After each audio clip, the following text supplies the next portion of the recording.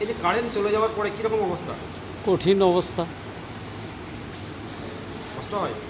হ্যাঁ, খুব কষ্ট। কি চাইছেন আপনারা? এগুলো পালিয়ে গেলে জেনারেটর চালিয়ে দিলে ভালো হয়। আমরা খুব কষ্ট হয়েছিলাম স্যার কারেন্ট চলে। আচ্ছা, কারেন্ট চলে যেয়ে খুব কষ্ট ছিলাম, খুব ঘুমের অসুখ আমাদের ধরেন। কারেন্ট নাই, জেনারেটার নাই, খুব কষ্ট চলছিলাম। এখন কারেন্ট যখন আসছে তখন শান্তি হচ্ছে। কারেন্ট পাইলে খুব কষ্ট হচ্ছে স্যার। দারুণ, খুব দুর্দান্ত গরম। বড় হ্যাঁ, থাকতে পারছে না, কষ্ট হয়? কষ্ট হচ্ছে। কি চাইছেন আপনারা? এখন আমাদের সব কিছুই ওষুধ পানি, তারপরে এই ঘর যে গরম, যখন ফ্যান থাকছে না তখন রোগীর সব গরমে আনচান করছে। এগুলো একটা তো জেনারেটারের ব্যবস্থা করা দরকার, তা তো নেই। ভরতপুর গ্রামীণ হাসপাতালে বিদ্যুৎ চলে গেলেই গরমে রোগীদের হাঁসফাঁস, নাজেহাল অবস্থা। স্বাস্থ্যকর পরিবেশ ফিরিয়ে দেওয়ার দাবি রোগীদের।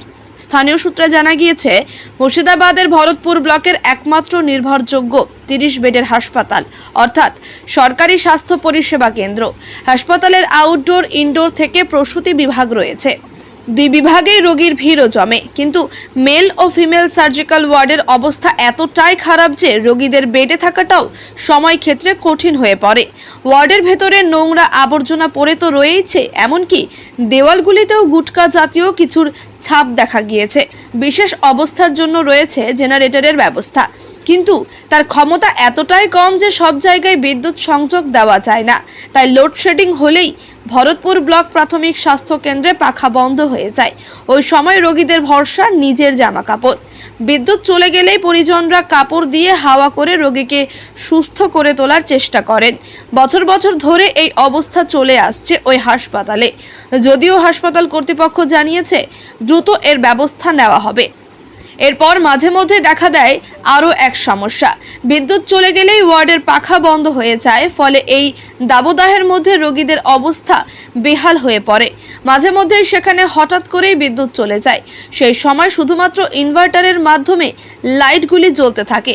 ওয়ার্ডের সমস্ত পাখা বন্ধ হয়ে পড়ে। তীব্র গরমে রোগীরা নিজের শরীর থেকে জামা খুলে হাওয়া করে সুস্থ হওয়ার চেষ্টা করেন। স্থানীয় বাসিন্দাদের সূত্রে জানা গিয়েছে, হাসপাতালের এমন অবস্থা প্রায় 15 বছর ধরে চলে আসছে। এখানে কয়েকটি ইনভার্টার রয়েছে ঠিকই, কিন্তু সেগুলি অফিসের কাজে ও চিকিৎসক ও নার্সদের থাকার জায়গায় সংযোগ রয়েছে। স্বাস্থ্যকর্মীদের জন্য সবসময় পাখা চললেও রোগীর ওয়ার্ডে তেমন অবস্থা নেই। এই বিষয়ে ভরতপুর 1 BMOH সুবীর কুমার গোলদার বলেন, এখানে একটি জেনারেটর রয়েছে, সেটি দিয়ে গোটা হাসপাতালে সংযোগ দেওয়ার মতো পরিস্থিতি নেই। তাই বিদ্যুৎ চলে গেলে রোগীর ওয়ার্ডে শুধু আলো জ্বলার মতো ব্যবস্থা করা রয়েছে। তাছাড়াও বিশেষ ক্ষেত্রে জেনারেটর চালানো হয়। এমন অবস্থা বহু বছর ধরে রয়েছে। তবে সমস্যার কথা স্বাস্থ্য দপ্তরে জানানো হয়েছে, দ্রুত সমস্যার সমাধান হবে। ব্যুরো রিপোর্ট, চেতনা নিউজ। দেখা কারেন্ট চলে গিয়ে ফ্যানটা বন্ধ হয়ে যাচ্ছে, কেমন আছেন? আমরা খুব কষ্ট হয়েছিলাম স্যার কারেন্ট চলে। কারেন্ট চলে যেয়ে খুব কষ্ট ছিলাম, খুব ঘুমের অসুখ আমাদের ধরেন। কারেন্ট নাই, জেনারেটার নাই, খুব কষ্ট চলছিলাম।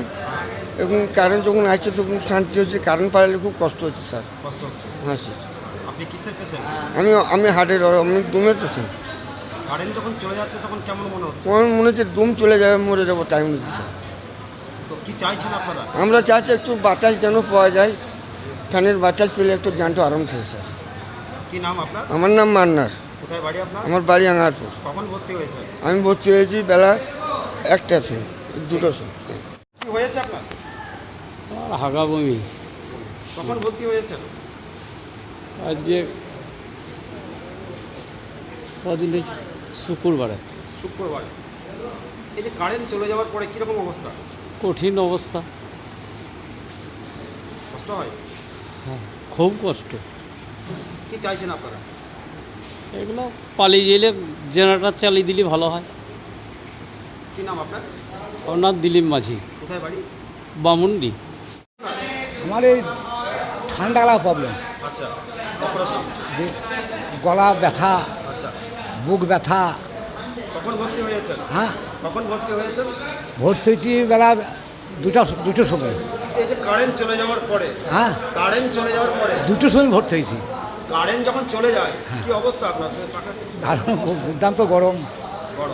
হ্যাঁ, থাকতে পারছে না, কষ্ট হয়? কষ্ট হচ্ছে। কি চাইছেন আপনারা?